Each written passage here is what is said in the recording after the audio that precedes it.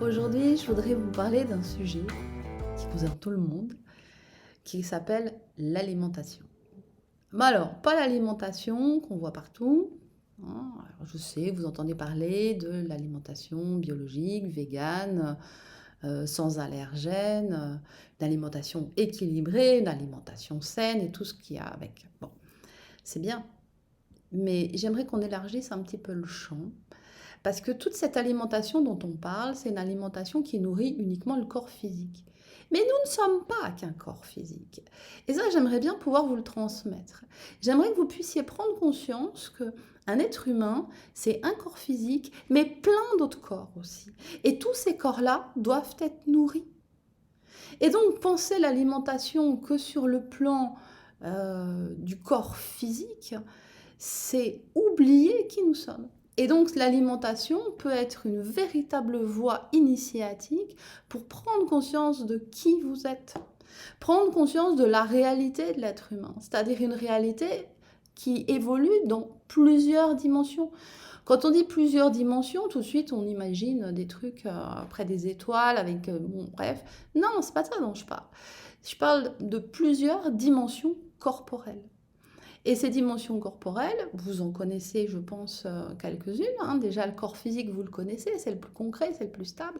Mais on a d'autres corps. On a un corps émotionnel, on a un corps mental, on a un corps sentimental, on a un corps amoureux, on a un corps conceptuel, on a un corps transcendantal. Bon, le transcendantal, c'est un peu différent. Mais on a quand même accès, nous, en tant qu'être humain incarné, on a quand même accès au moins à 5 corps. Donc, 5 dimensions dont il faut se préoccuper pour réfléchir à notre alimentation. Et en fait, plus on réfléchit à l'alimentation en se concentrant sur ce qui est corporel, ce qui est matériel, eh bien, plus on s'enferme dans des dogmes, dans des concepts, dans des croyances. On s'enferme dans quelque chose de plus en plus artificiel, parce que la société, elle vit du monde artificiel. Plus on consomme des produits artificiels, plus ça génère de l'argent pour l'industrie agroalimentaire.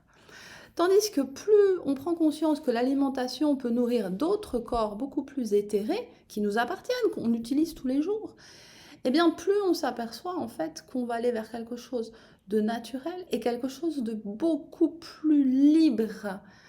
Hein, on va s'apercevoir qu'on va avoir beaucoup moins de dogmes, on va avoir beaucoup moins d'interdits, on va avoir beaucoup moins de il faut, je dois. Mais ça se fait pas n'importe comment. Ça se fait en augmentant son niveau de conscience pour bien percevoir qu'est-ce que ces corps-là réclament exactement comme nourriture. Voilà, donc ce que je vous propose aujourd'hui, c'est ça, c'est de découvrir que l'alimentation est un sujet bien plus vaste que ce que l'on veut bien vous faire croire.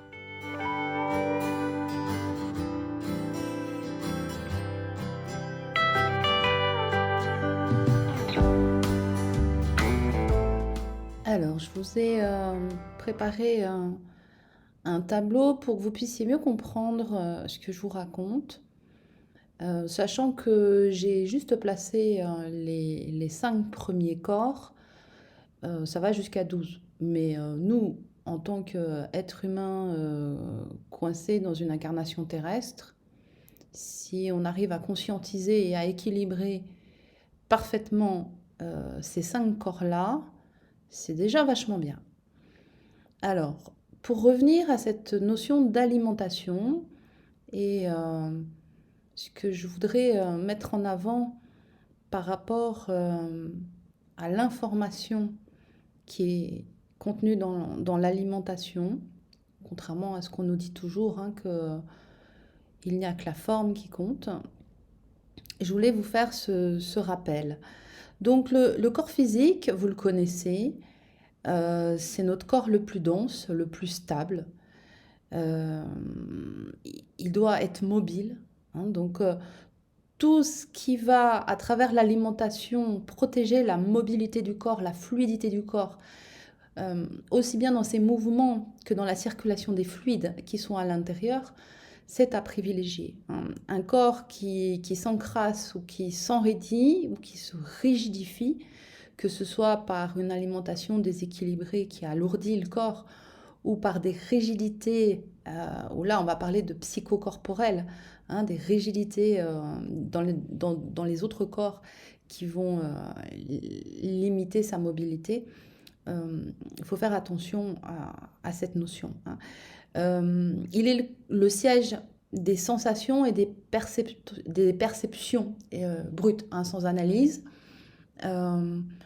Et là, l'alimentation a un rôle aussi très important parce qu'un corps qui est encrassé ou qui en permanence reçoit des informations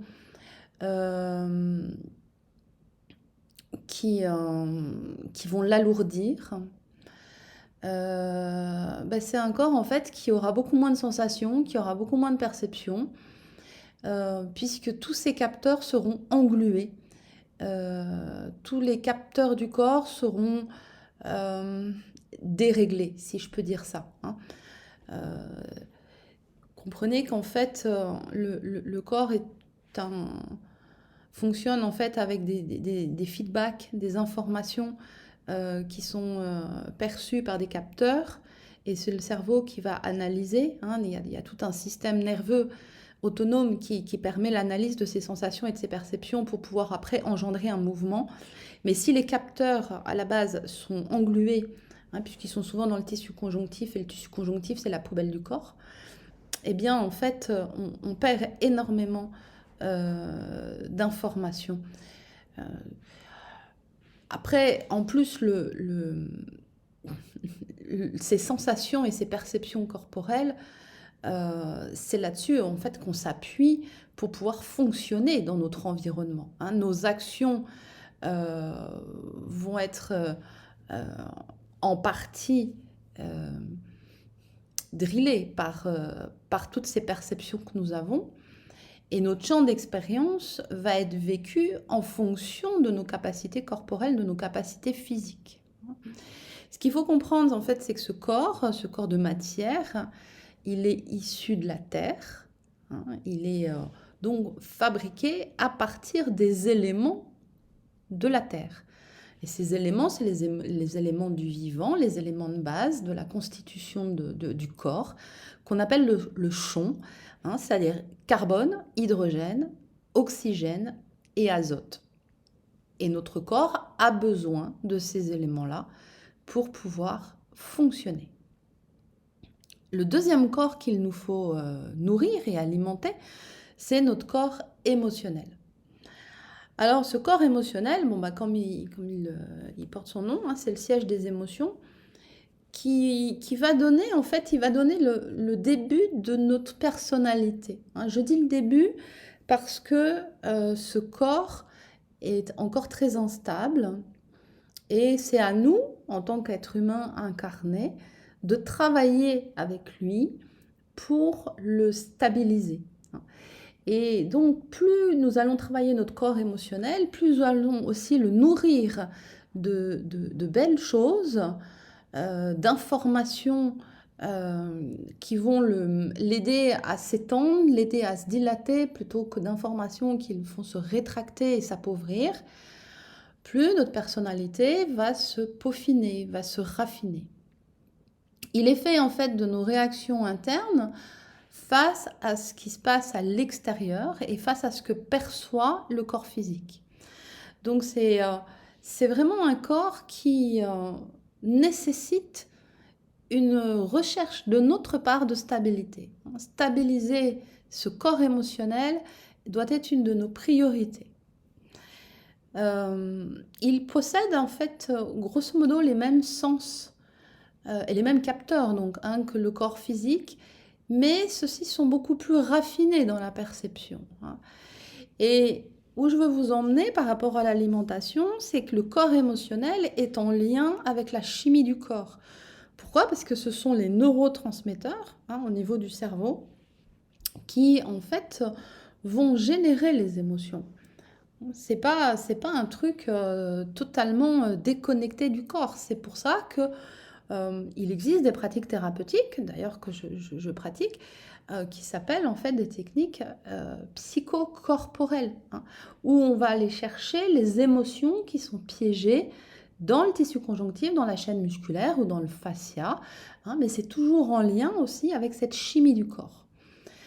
Donc, dans votre alimentation, c'est important d'avoir ce souci d'équilibrer la chimie du corps. Donc, corps physique et corps émotionnel sont des corps qu'on appelle, qui font partie de ce qu'on appelle le moteur de la Terre.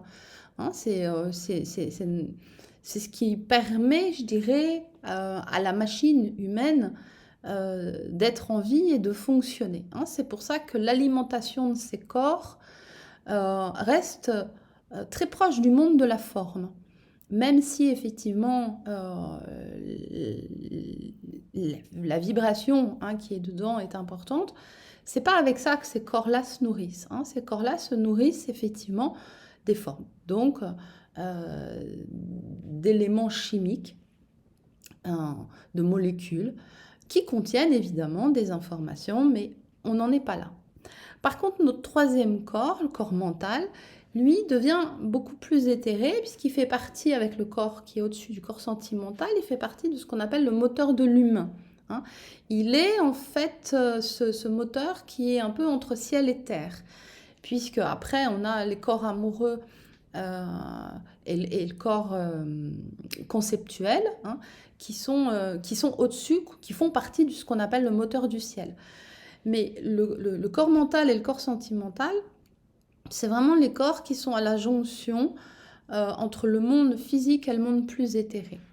Et donc le corps mental, lui, c'est le siège des pensées. Hein, il donne à l'être un début de conscience, mais ça, c'est comme pour le corps émotionnel, ça se travaille. Ça se travaille parce qu'en fait,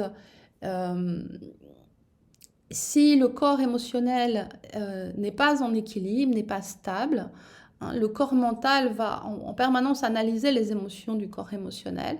Et donc, il ne peut pas être stable. On ne peut pas être stable mentalement si notre corps émotionnel est complètement en vrac. Hein.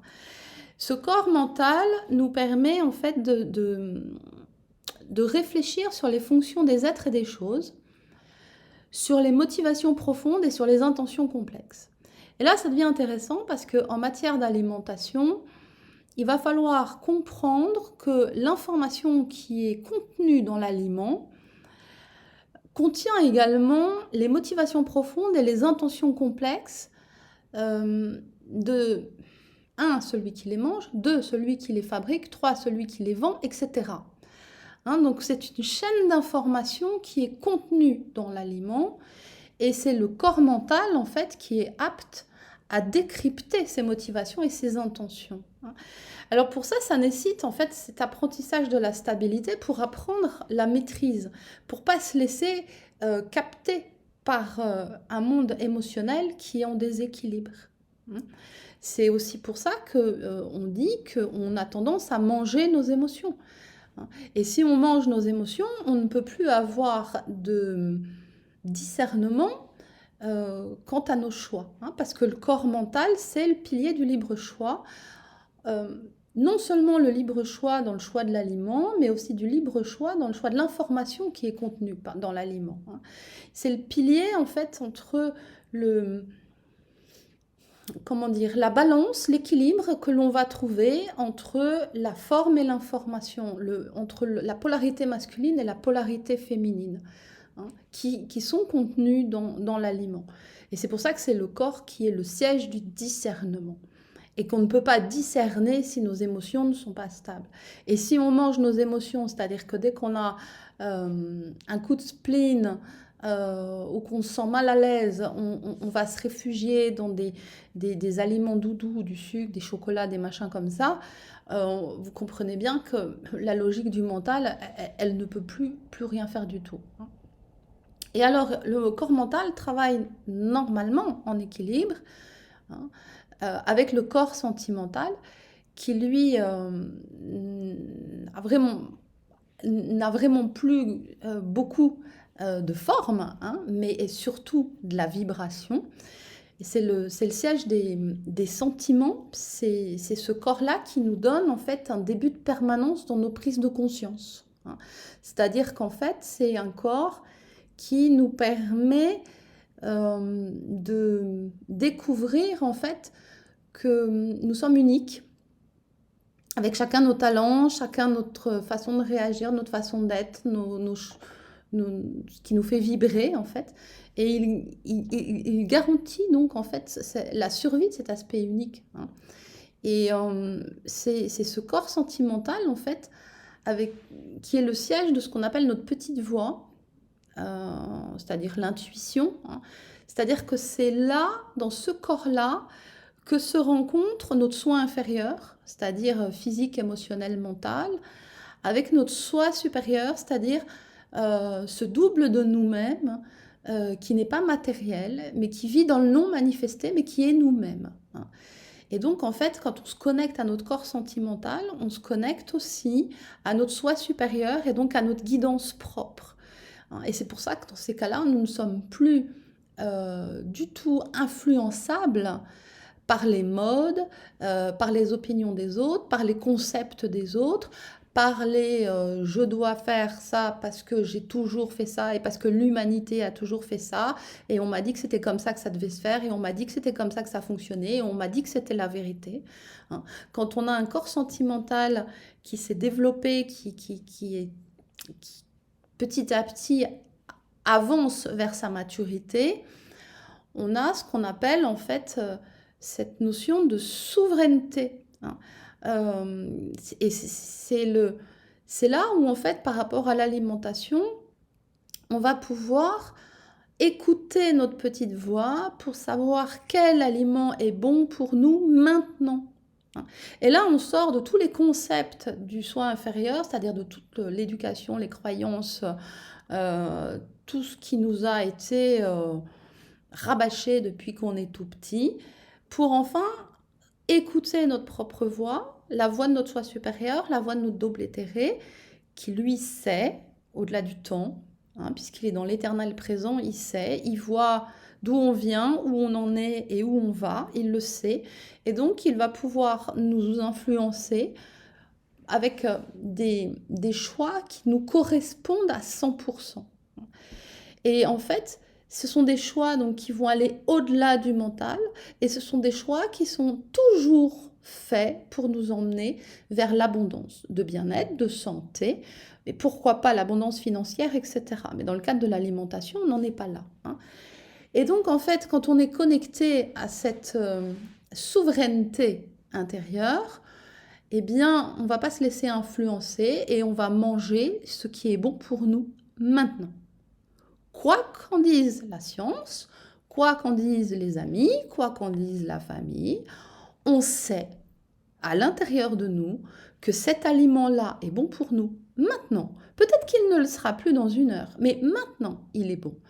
Et c'est comme ça, en fait, qu'on sort aussi des dogmes du 100% végétal ou du surtout pas de gluten ou surtout pas de lactose ou surtout pas de... Parce qu'en fait, on s'aperçoit que si on écoute notre intuition, si on écoute notre petite voix, eh bien, même si l'aliment présente un allergène quelconque, eh bien, à ce moment-là, si on le mange, le corps est heureux parce qu'il en a besoin. Et c'est là où on s'aperçoit qu'en fait, l'information qui est contenue dans l'aliment et la façon dont on l'intègre en conscience fait beaucoup plus que tout ce qui peut être du monde de la forme. Et donc, le dernier corps, c'est le corps amoureux, du moins le dernier corps que l'on va écouter, hein, c'est le corps amoureux, qui donc lui le siège de l'amour, pas l'amour humain possessif, basé sur l'attirance et l'attachement, hein, mais vraiment l'amour, dans cette notion en fait de chercher, d'avoir besoin de se reconnaître, de savoir qui je suis en profondeur, et de reconnaître l'autre pour qui il est. Mais le reconnaître pour qui il est, non pas dans sa partie uniquement de son soi inférieur, donc non pas uniquement dans sa petite personnalité, dans son mode de pensée et dans son corps physique, c'est-à-dire que s'il est beau, pas beau selon vos critères, mais de reconnaître et de se reconnaître dans à la fois notre version soi inférieure liée au soi supérieur. Et donc en fait, quand ce corps est avancé vers la maturité, en fait, il recherche en permanence l'harmonie, il recherche en permanence l'union. L'union du manifesté et du non manifesté. Ce corps, en fait, est apte à capter tous les liens qu'il y a entre les êtres et les choses, avec une notion de respect total pour ce qui est. C'est-à-dire un respect total de toute la gamme de nuances et de variations qui existent dans le monde manifesté et dans le monde non manifesté. Quand je parle du monde manifesté, c'est le monde vivant, c'est le monde que vous appelez réel, hein, celui que vous pouvez toucher, voir, entendre avec vos sens issus du corps physique et du corps émotionnel.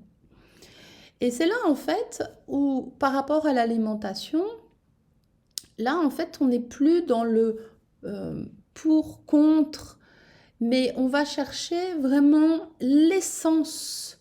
C'est-à-dire qu'on va aller chercher la notion de respect. Le respect de l'aliment en lui-même, hein, le respect de celui qui a produit l'aliment. Et c'est là, en fait, où, quand le corps amoureux prend la main sur la manière de se nourrir, eh bien, on ne peut plus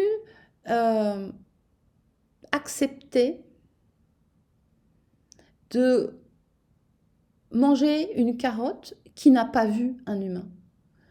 On ne peut pas, on va faire un choix en fait où on va choisir un aliment qui a été bichonné, qui a été cultivé avec amour.